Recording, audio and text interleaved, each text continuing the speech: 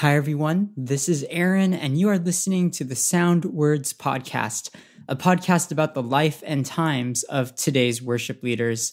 Today's guest is Phillip Zachariah, and we're going to talk about Angie's recital, Your Grace is Enough, Youth Worship, and the IT Praise and Prayer Night. Thanks for listening. What are you not working out this week because of Thanksgiving? How come you guys aren't? Don't you guys normally do Monday nights? Oh yeah, so originally I thought like I was gonna have like a family dinner at 7. Yeah.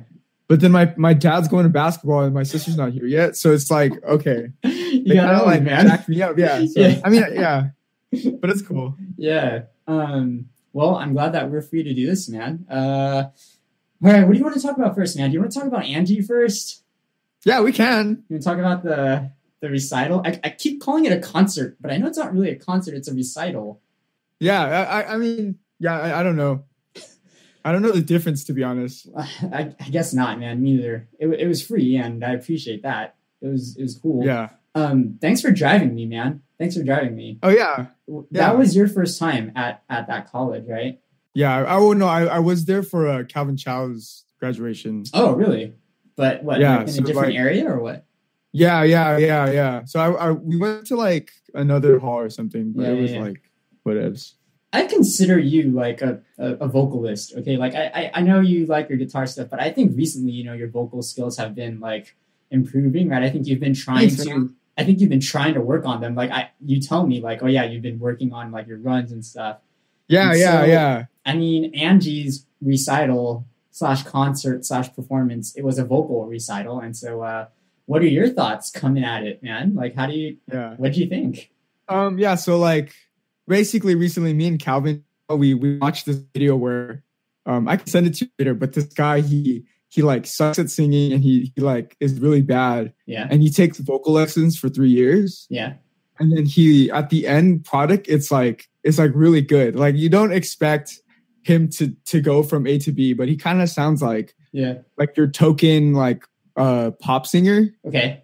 Which is like, it's not like cool, but it's like, wow, like how did he go from here to here? Right. And so like that inspired us to do all these lessons. So then us meaning you and Calvin? Yeah, but it's like YouTube. So like we go on this like New York YouTube site and then we look up like vocal exercises and proper way of breathing. Oh dude, you're gonna have to send me that. Yeah. I'm gonna join you on this journey. Yeah, because like I even realized that like I've been damaging my voice for the past like life, like the 20 something years of my life. The way I'm singing is bad. And then so like even with like when I try to hit high notes and stuff, it like jacks me up, and like that's why my voice gets scratchy after I sing, or at least before. Now it's not as bad because I think of the improvement.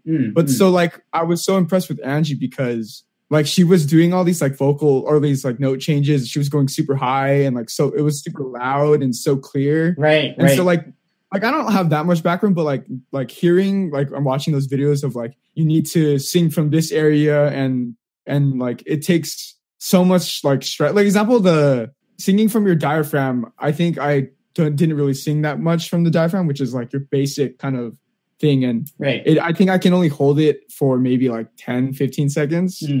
But she's like doing it for like an hour, right? And she's not even tired. Yeah. And so that was impressive to me. Right. And also just like there was one note, Angie, that you like went really high and like I freaking got goosebumps. So But after the video, I was like super impressed. No, I agree, man. I'm pretty much there with you. And I think you made a good point. Singing for an hour straight, I think that's pretty difficult. And it's not like, I don't think she was singing easy stuff. Like from my amateur standpoint, that seemed like pretty difficult songs that she was singing. And to go for an hour, like she didn't like really lose any stamina or energy, at least from what I saw. It was like effortless. Yeah, and her voice, it stayed like pretty clear.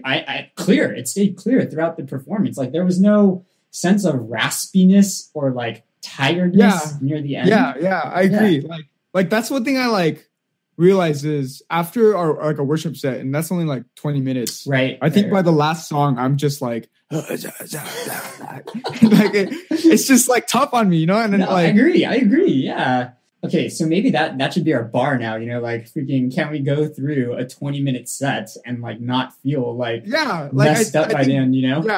Yeah. The other thing that you said too is that her volume is pretty impressive, man. Like I'm sure the room was set up like acoustically, you know, but like she was pretty loud, and not just the high notes, like her normal range was like she was able to project too, man. Yeah. Like her core must be freaking like rock solid or something. And she might have like a 6-pack. We don't know.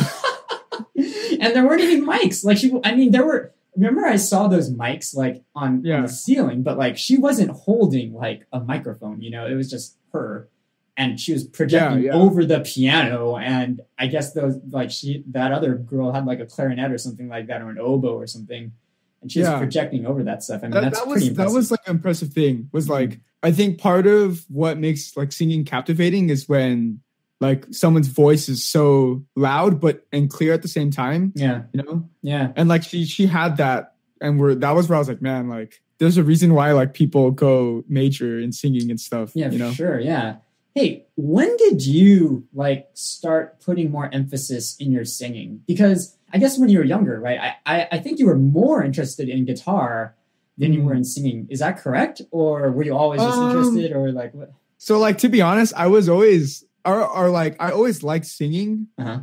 And it started from, but like the token American family, when like the dad and son, like they bond just by playing catch. Right. At least that's what you see in like movies and stuff. Right. Right. But for me and my dad, it's like him playing piano and me singing. Right. And so like, I think at an early age, my dad would just play a song and then like I'd start singing, but I wouldn't like understand like, oh, I need to know all these fundamentals and basics, because like you're taught that singing is just like this emotional expression. Yeah. And like, you don't realize that there's all this technique and there's all this like, this like things that you have to like worry about. So like, I just thought it was like this thing that I kind of would have fun. And then also like, I was always embarrassed to sing. I think like, when you play guitar, it's like, there's like a more security behind it, because the sound you make comes from a different thing.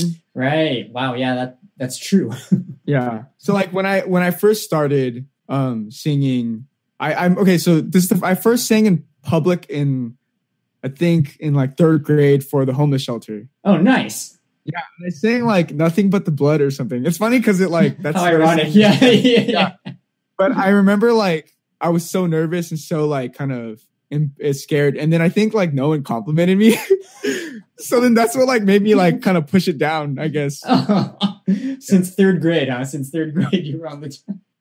So I think like in the end of high school maybe, or like freshman year, like my sister kind of told me like, oh, Phillip, like, because I don't think anyone's really like told me, like at least before. I think now like people are kind of telling me like I can sing well. Yeah. And not sing well, but like, yeah, okay. That sounds really prideful, but like that you're good. Like that I can like But I like in high school, like when I would sing, like no one would tell me that. And then I think like freshman year of college, my sister's like, Phillip, like you can like sing well, like be confident and like don't worry. And then like eventually that led to me like singing for Cheryl's wedding, and then right. Like I like really enjoyed that, and because another thing is like with like worship songs or like singing on like at church, like my like register is different than the normal, I guess, like what we usually sing at church. Right. Yeah. So then like I think when I finally got to sing in my register, it was like, oh, this is fun. I like producing like this singing that people like somewhat enjoy. Yeah. And maybe I can get to the point where like when I sing, people do enjoy it, and like, you know, maybe they get the goosebumps too, Angie. Well, hey man, I think that you are definitely I mean, I think you're a good singer, man, and it's been fun to kind of see you on this journey, I guess, of musical growth, and I'm looking forward to see how you keep improving and getting better, man. It's pretty fun. It's pretty fun to see. Yeah, it is fun. Yeah. I guess the last thing about Angie's recital, do you think that you would ever be interested in doing such a thing? Like, were you motivated to be like, oh man, I want to do that, like type of like concert singing? Or I mean, I think like not like the classical singing just because I mean I'm not a I mean okay it's like I understand like the beauty of it and like all of it, but it's just yeah I didn't understand like some of it and stuff Yeah. like I actually was thinking to myself like I was like darn like I think if I like knew all this technique and stuff early, then like I would be on a whole nother level, like and like I got really, on Angie's level. Yeah, dude, like I'd be competing with Angie as the best singer in FCBC. Kidding. Sorry for all the other singers. No, man, no competition, dude, because we're all on the same team, dude. So that's true. We're all on our team, I guess. It's okay. Man. Yeah. Hey, thanks again for driving me, man. That was a fun night, dude. I think she has another performance in like next year, but she told me, sure. Yeah, I don't think that one's a vocal one though. I think that one she's actually going to be playing piano that time. So yeah, sure. If you're down, man, we should go check it out again. Yeah. I did want to talk to you about Your Grace Is Enough, man. So it's been out for like 2 weeks or something like that. Yeah, if you haven't heard it, go get us more views, please. Click it a couple of times. The views are accumulating. I appreciate all our friends that shared it. Yeah. But Indora and who else? Jacob Sai, thanks, Jacob bro. Sai, thank you, you too. Yeah. All right, Phillip, let me have it, man. What are your thoughts, dude? Because you came over and you recorded it. I did the production, but I didn't let you listen to it until it was released. So yeah. Let me hear your eval, man. So I think like it was really fun. Because I think compared to the last time recorded, you kind of gave me more freedom to like just do whatever I wanted. And so like I think like the way or the structure of the structure and like even the chord progressions of the song was like I really enjoyed that and I really like loved that. Mm-hmm. And I think like but I think like it was good in a sense where you still gave your taste and your personality. Right. And like I enjoyed like the hidden things of like the whispers at the end, like that was, dude, I know I've said that a lot to you, but like I really like when I heard that I was like, oh man, that was like really cool. I'm glad you enjoyed it, man. I'm glad you enjoyed it. Obviously, like it's been a while since we recorded, so you've grown. I think hopefully I've grown as a producer too, and sometimes it's just kind of like, well, let's just see what happens. And honestly, like this time around, I didn't really have like a clear vision of what we were going for. I think when we did All to Jesus, I think that I kind of knew what we were aiming for. And I was pretty much just trying to copy like our Unicoi style at the time, but just, make it like more produced, more palatable for the ear, I guess. But for this one, I wasn't sure what I was referencing, really. I just kind of like, okay, like let's use your acoustic and let's try to make something happen. And so I'm glad that it worked out well, man. Yeah, I think actually it like because of that, I think it came out a lot better because there was all these like I like that you started off like with the full band and then you like did that, you know what I mean? Right. Yeah. I like that. There's all these like little things that I know that's like your kind of like taste that I'm like I really liked. Yeah, and that's the thing, man. Like even though like you're like the musician on it, right? Like a lot of times the producer is kind of like, well, I only have like my certain bag of tricks, that I can do, and like I obviously you have a certain style, and yeah, you're right, I have a certain style too. And I think what it is when we collaborate is that we're able to mesh the two styles, and I never want to supersede like what you think it should sound like, and hopefully like when we combine it like makes something really unique and really fresh. That was kind of my goal. I didn't want to like overtake the project. I kind of wanted it to be like a good balance where your voice is still very like included in like what the final product comes out to be. And so thanks for trusting me with it, man. Thanks for man, it was really fun. Yeah, I think that was the funnest recording I've done. Really? Yeah. And I realized we did it so fast too. Like it was like we got it like done like in a day or something, right? Yeah. So, okay. I know I took a long time on it, and part of it was because I just took my time on it, like I wasn't like pushed to rush or anything. But I did want to release it around Halloween, October, because I felt like, this is a good like fall kind of like autumn vibe, Yeah, you're right. It does. It has that like acoustic guitar, and because Angie had a keyboard. Like I didn't give her a piano like sound, I gave her that keyboard sound. Yeah, I felt like, that. oh yeah, it kind of mellows it out a little bit, And even Yeah, for the drums, I didn't like put it in your face. I kind of tried to like make it a little bit more chill than what we're used to. Yeah. What are your thoughts on Angie and Julie supporting you on the track, man? Oh, dude, Angie was a beast, man. I think she just makes everything she made that song so much better. Filled it everything. She didn't harmonize on it. Yeah. And the piano, I was listening to some of the chords she was playing. I was like, dang, man, like if I think she wasn't there, it just kind of sounds so empty. You know what I mean? And then with Julie, like I mean, she only did the like whoa thing, but it was cool. Yeah. So if you listen, like Julie did the whoas, and then on the very last chorus, she's in there too. Oh, really? Yeah. So there's actually there's like 3 of you guys going on that very last chorus. So give it a listen. You'll see her harmonies. But I told her like I was gonna, she's not at the forefront. It's kind of just there. I think a little bit subtle, just to thicken out that melody a little bit. I have also it said that Jess was on it, right? Sorry. Yeah. She helped me out with some of the whoa-ohs when I was still just kind of messing around, trying to figure out what I wanted to do. And nice. I kept her in the mix, so she's in there. Cool. It's subtle, but yeah, she's in there. Yeah, I think that might be one of her few vocal credits on her. I still have a surprise for you coming around Christmas time, man. Well, actually, I'm going to release Angie's track soon. By the time this podcast goes out, Angie's track will be out. And then around Christmas, I'll have a little surprise for you guys, man. I hope I'm excited. Hopefully it should be cool. Yeah. How has youth worship been, man? It's been a while since we talked about it, and you've been in there for a little bit longer. How's it been? I think it's been really good. Yeah. I think I'm a lot closer to the kids now, where like they can mess around and hang out with me.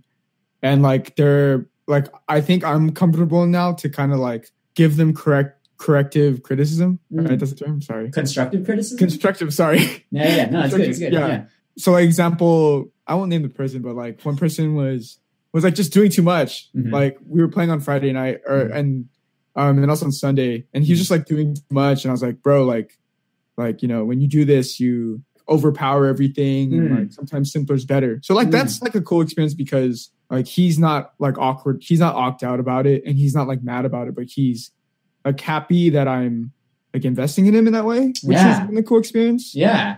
And then I can see like the teaching that like we've been doing every month has been kind of influencing them. Yeah. Where I think they're like, I mean, when I'm singing like with them, they seem more confident. They like seem like they're enjoying themselves when they're singing.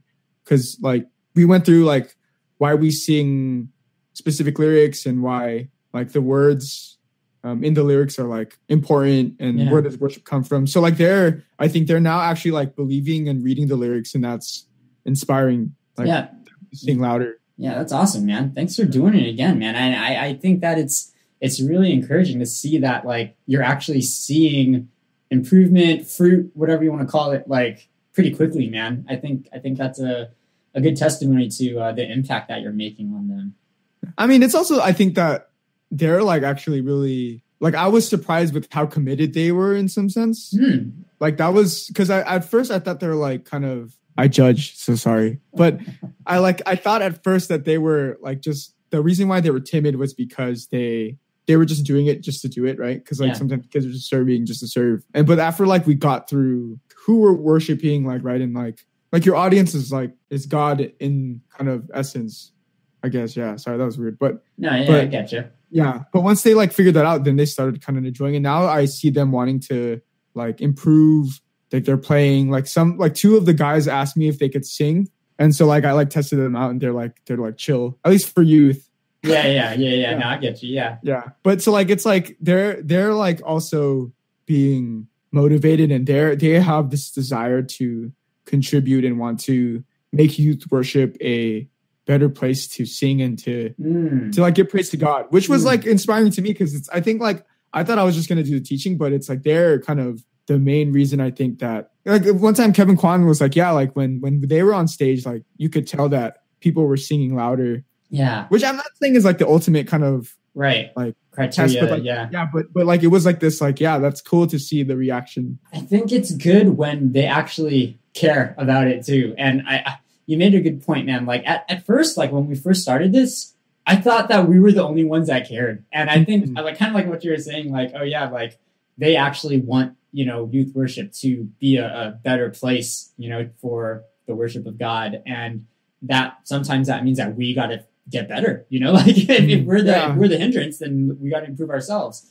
And so I think that's encouraging because like if they feel like, yeah, let's do this, then that totally means they're more receptive to you and are open to hear what you have to say. And that's probably why, like when you give them the critique, yeah, you already built the bridges, with them, but they want to improve, they're seeking that feedback. And I think that's a good thing, man. That's something that we can't like force them to care, like we can't be like, hey man, you got to care how good youth worship is. So I think it's nice to hear that they actually want it to be better. Yeah, like they even have criticisms to themselves. Like I'll ask them, like after like at least my team, like, what are the things that you enjoyed about the session, and what are the things that you were like we weren't good about, or you felt like bad about. And like some of them were like, oh yeah, we were playing too fast on one song, and like we were speeding up, and then to like saying like, oh yeah, that because of that I felt uncomfortable, and then I was like nervous and I focused on myself too much. So it's like cool to like see that you're right, like they like because they care, like it just makes things so much easier for what we're trying to do. Right. Hey man, you did the IT praise and prayer night recently. How was it? It was cool. You kind of did the planning. I know Joyce did like some of it, but then she bailed because she's a loot. No, I'm just kidding. I'm just kidding. Yeah, tell me about that planning process first, and then tell me about the night.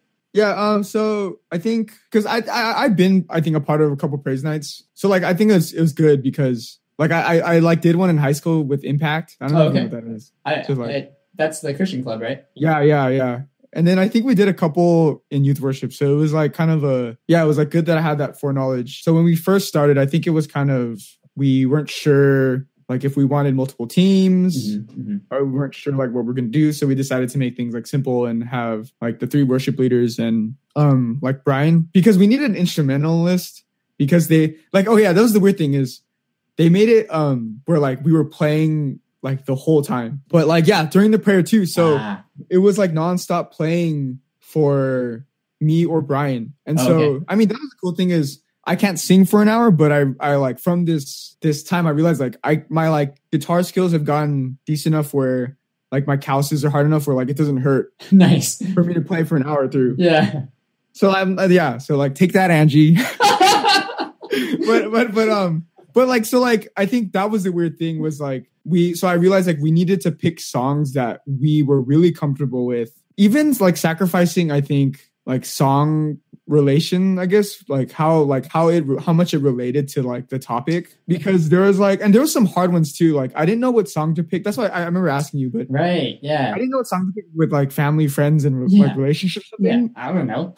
Yeah. So it was like a weird, and I think it was like, this one thing is like before I wasn't comfortable with, I guess, leading Joyce and Ryan in a sense of like telling them what to do because it's like you're the head and then like us 3 are like kind of equal. I guess you're gonna put it that way. That was in my head. But then like when I first did it or when we were first going through it, like they were picking songs and in my head I was like I didn't know if I was being like overly like sensitive about things. I was like, but like, I don't think like they're like we're all comfortable with these songs and like like we're playing for an hour or more. So then like I think that's one thing I learned is I like took the courage to just be like, okay, you know what, like I'm gonna take the reins and I'm just gonna tell you what to do, so to speak. Yeah. And I appreciate you for doing that, man. Sorry I didn't like say, okay, Phillip, just do it. Like I didn't say that. I should have, because when Joyce emailed saying, oh, Phillip's gonna take over, I was just like, oh, okay, cool. Sorry, man. I didn't mean to leave you just it was kind of hanging like that. I just thought I was like, oh, okay. Like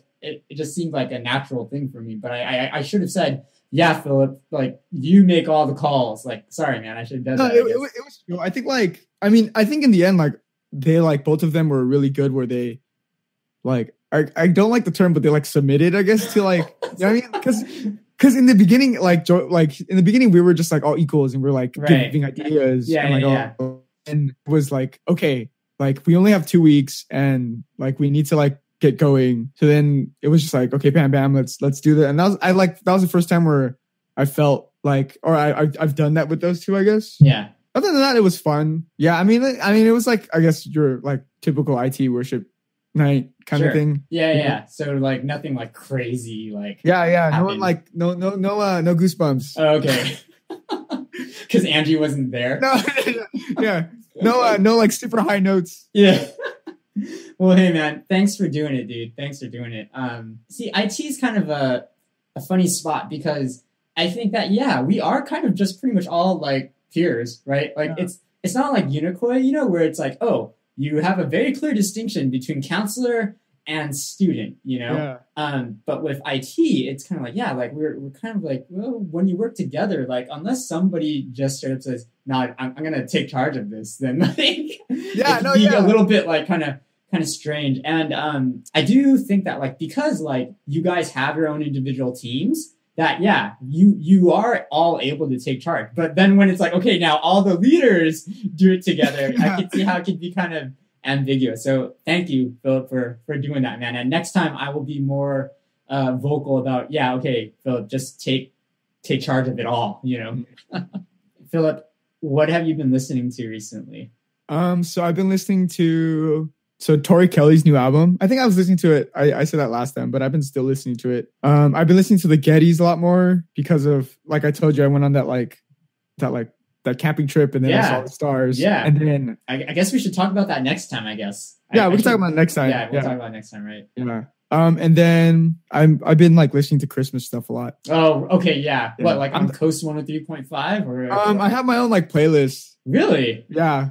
Is it like a jazz Christmas or something like that? Yeah, basically. I mean, my family starts practicing and playing Christmas music in November, so that by December, like we're all ready to go to kind of like sing and stuff. Like my dad's already playing all these Christmas songs. So I've been doing that a lot. I expect that actually. Yeah, I expect that. That's good to hear, man. Thanks, Phillip, for being my guest on the show, and thank you everyone for listening. I'm trying out different things to improve our audio, so thanks for being patient and for sticking with us. Please send me your feedback or questions for follow-up. You can even send me any questions specifically for Phillip to follow up on, and I'll be sure to get to them in the next few episodes. I've been working on a podcast with my friend Hanley, where we talk about life, ministry, and theology from the perspectives of a pastor and worship leader.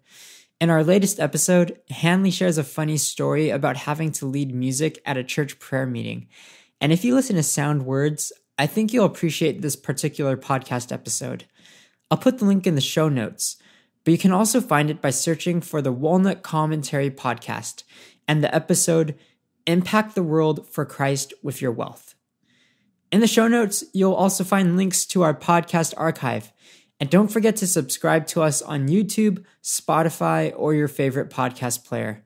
My website is musicgoon.com. The email address for this podcast is soundwords@musicgoon.com. And you can always tweet me at musicgoon. Thanks. See you soon.